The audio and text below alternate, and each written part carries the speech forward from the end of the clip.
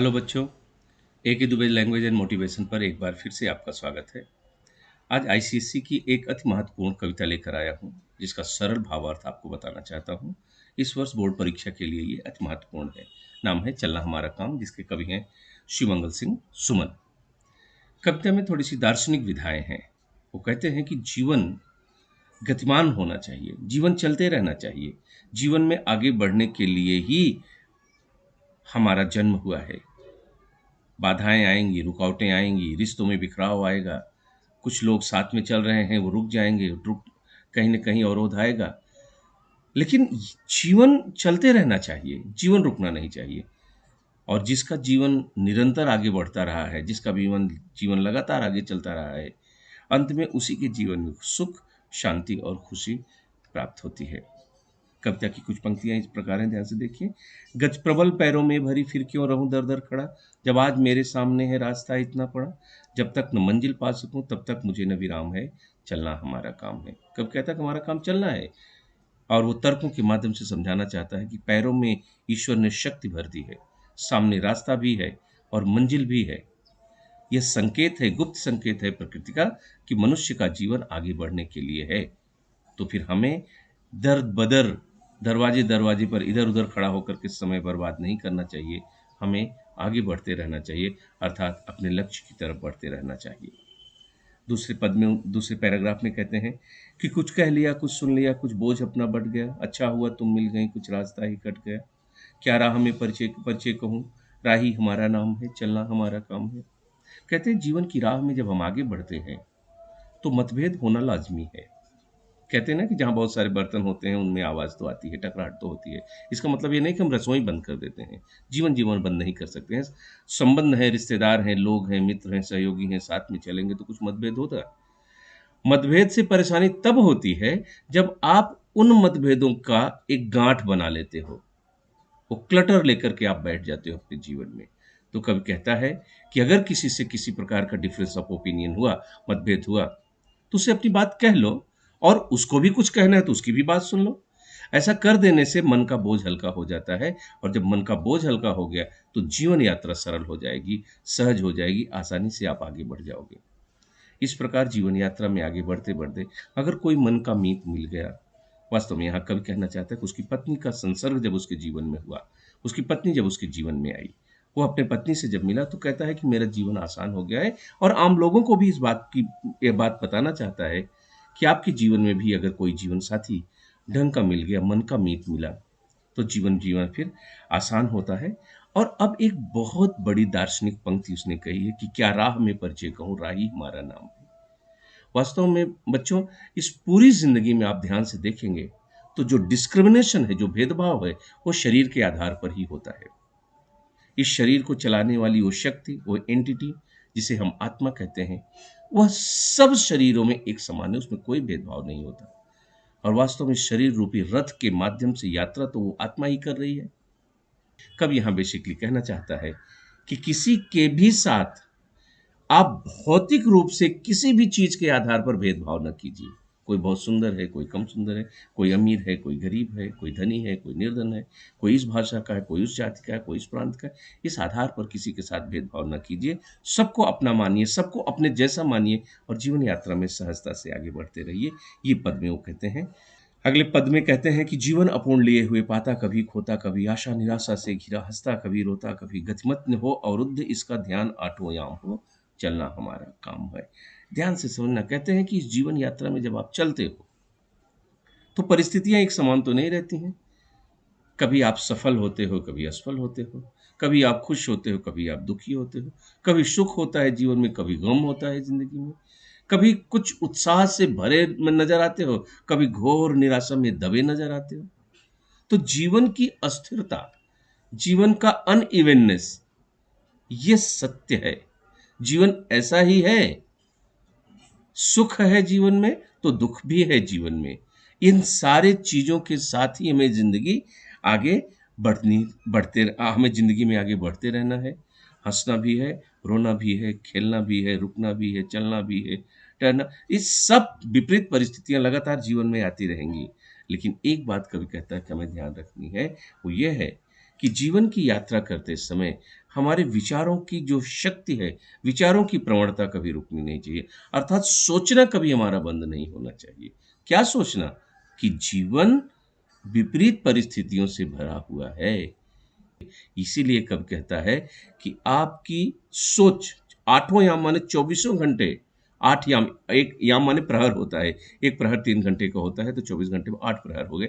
ये आठों प्रहर माने 24 आवर आपकी सोच चलती रहनी चाहिए, क्योंकि सोच शक्ति है जो जीवन में आपको आगे बढ़ाती है। फिर क्या कहता है अगले पद में? चलता रहा इस विशद विश्व प्रवाह में किसको नहीं बहना पड़ा, सुख दुख हमारी ही तरह किसको नहीं सहना पड़ा। फिर व्यर्थ क्यों कहता फिर वो मुझ पर विधाता, वाम है चलना हमारा काम है। वाम माने खिलाफ। आप देखो जीवन में जब हम आगे बढ़ते हैं तो बाधाएं तो आती ही हैं, रुकावटें तो आती हैं। और ऐसा कौन है इस संसार में जिसके जीवन में सिर्फ सुख ही सुख हो, या जिसके जीवन में सिर्फ दुख ही दुख हो?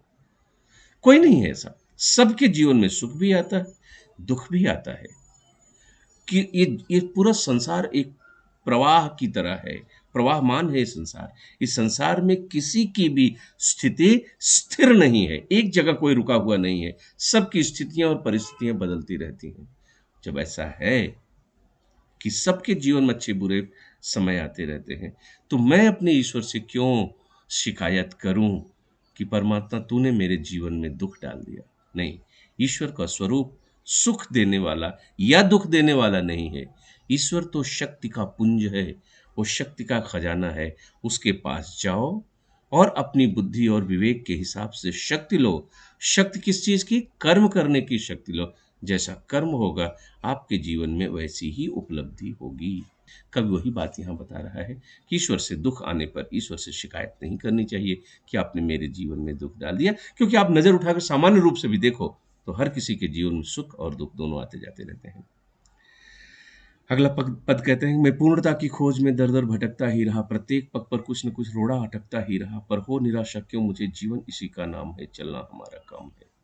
क्या कहते हैं कि इस पूरा जीवन आप ध्यान से देखो तो पूरा जीवन अपूर्ण है, इनकम्प्लीट है। अगर कंप्लीट हो गया होता तो सुबह से शाम तक की जो हमारी मैराथन होती है, जो हमारी भाग दौड़ होती है, वो रुक जाती। हम सुबह से लेकर शाम तक क्या प्रयास कर रहे हैं? इस जीवन के अधूरेपन को पूरा करने की कोशिश कर रहे हैं। यही जीवन जीने का तरीका है। मतलब जीवन पूर्ण हो ही नहीं सकता। जीवन अगर पूर्ण हो गया मतलब कि जीवन पूरा हो गया। आप समझ रहे हो ना? And, the end. इसका मतलब है कि जब तक जीवित हैं, ये जीवित रहने की एकमात्र अंतिम शर्त है कि आपका जीवन अधूरा है। आपको हर दिन कुछ न कुछ करना है इसे पूर्णता की ओर ले जाने के लिए। मिलती है सफलता, 100% मिलेगी सफलता, लेकिन उसे पाने के लिए जो कर्म करना है, जो एफर्ट लगाना है, जो संघर्ष करना है, उसके लिए आपको तैयार रहना होगा। हर कदम पर बाधा है। किसी आप जैसे सिंपल एक साधारण सा उदाहरण मैं सबको देता हूँ कि आपको अगर फर्स्ट फ्लोर पे जाना है तो 10 सीढ़ियाँ चढ़नी है, और 10वें फ्लोर पे जाना है तो 100 सीढ़ियाँ चढ़नी पड़ेगी। डिसाइड कर लो जीवन में आपको कितने ऊपर जाना है, कितनी प्रगति करना है, कितना विकास करना है आपको अपने जीवन में। जितना अधिक विकास करना, उतना अधिक संघर्ष, उतना अधिक मेहनत आपको करनी ही है।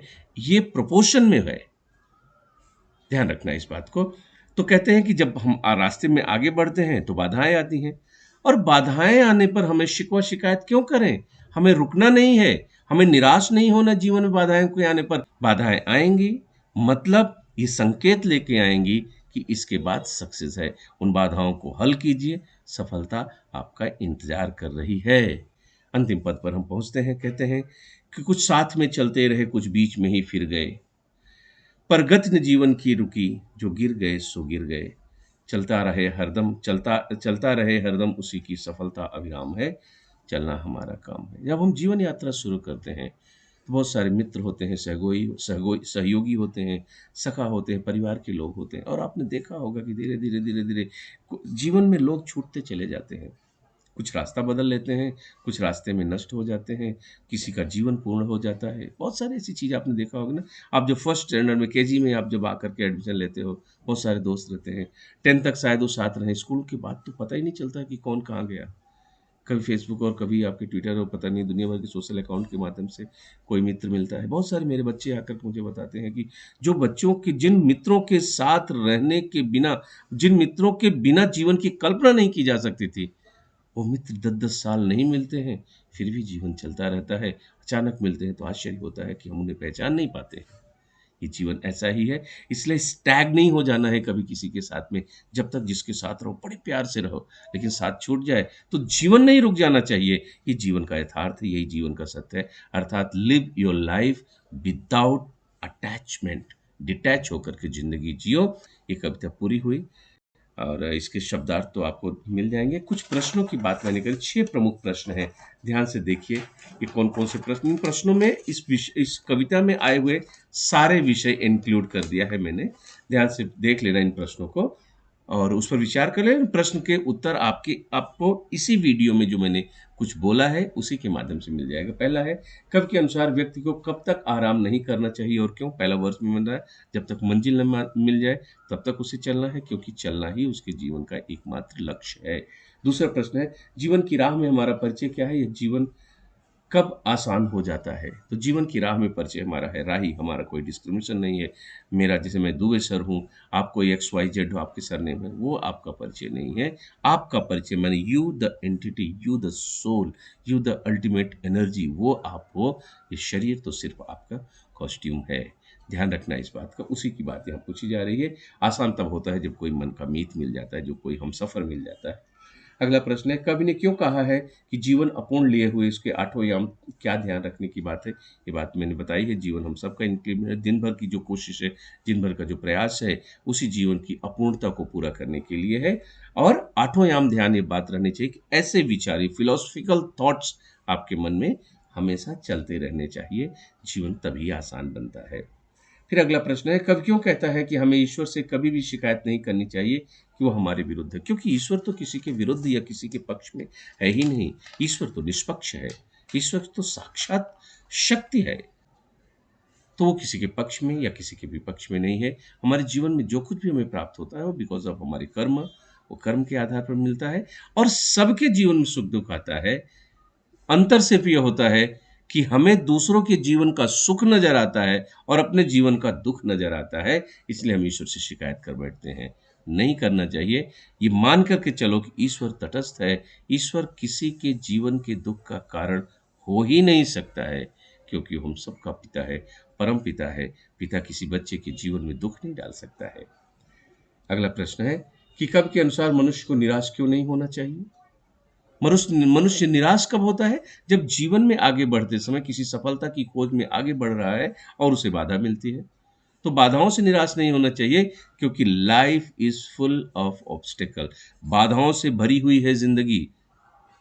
इसलिए जब बाधाएँ आएँ तो परेशान नहीं बल्कि खुश होना चाहिए, क्योंकि बाधाएँ ये संकेत देती हैं कि सफलता नज़दीक है, इसी के बाद सफलता है, इसलिए निराश नहीं होना चाहिए। अंतिम प्रश्न है कि सुखद सफलता किसे प्राप्त होती है? इस कविता के आधार पर स्पष्ट कीजिए कि सफलता किसको मिलती है? जो जीवन की विपरीत परिस्थितियों को इग्नोर करता है, जो जीवन की विपरीत परिस्थितियों का पर किसी भी प्रकार की प्रतिक्रिया किए बिना आगे बढ़ता रहता है, जो निरंतर आगे बढ़ता रहता है, हर हाल को इग्नोर करता हुआ आगे बढ़ता रहता है, अंत में सफलता उसी के जीवन में मुस्कुराती है। ये कविता पूर्ण हुई, इसमें पूर्णता है। इतना आप कर लोगे तो कविता के किसी भी प्रश्न का उत्तर लिखने में आप समर्थ हो जाओगे। आपने ध्यान से मेरी बात सुनी, बहुत-बहुत धन्यवाद। जल्द ही अगली एक और कोई कविता लेकर मैं आपसे मिलूँगा। बहुत-बहुत धन्यवाद।